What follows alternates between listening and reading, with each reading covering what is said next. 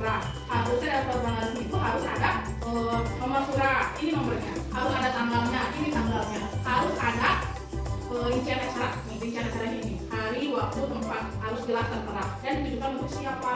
Jadi kalau dalam surat undangan resmi itu bahasa yang digunakan formal dan struktur suratnya pun lengkap. Jadi ada box surat, ini box surat nih. Yang di atas garis ini adalah box surat. Ini adalah tanggal surat. Ini nomor suratnya. Ini acara yang akan dilaksanakan. Itu membahas hal apa? Nah ini adalah tujuan suratnya kepada siapa. Ini adalah keterangan tentang hari, waktu, dan tempat. Ini aku, ini siapa? Ini orang yang mengirimkan surat kepada orang lain atas nama instansi. Jadi surat undangan itu ada 3. Yang pertama surat undangan pribadi, yang kedua surat undangan secara resmi, dan yang ketiga surat undangan resmi.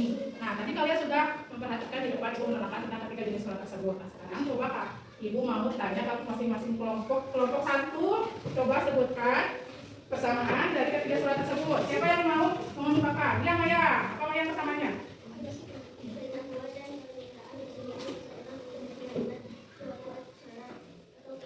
Bagus. Jadi berisi tentang pemberitahuan. Jadi ketiga jenis surat undangan itu isinya sama, berisi tentang pemberitahuan terhadap suatu acara. 3, perbedaan yang kedua. Ya, Dila.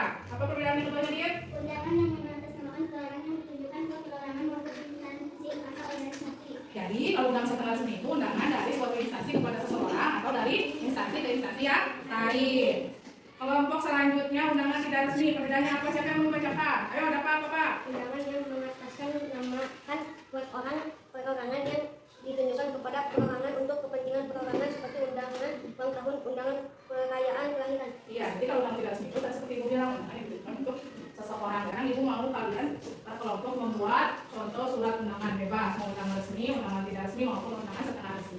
Coba kelompok. Sudah?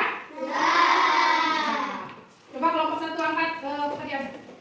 Ya, Maya buat surat undangan apa itu? Kelompok Maya buat surat undangan apa? Surat undangan ulang tahun. Kelompok 2 sudah? Coba angkat pekerjaannya mana? Mana kelihatan? Ya, surat undangan apa itu? Ulang tahun. Berarti surat undangan tidak resmi. Ada yang ditanyakan sampai sini? Paham? Nah, sebelum masuk pembelajaran, ibu mau refleksi dulu pembelajaran hari ini. Jadi hari ini kita belajar tentang apa? Surat undangan. Surat undangan itu ada? 1, 2, 3.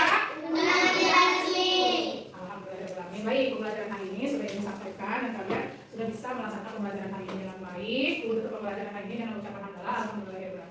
Assalamualaikum warahmatullahi wabarakatuh.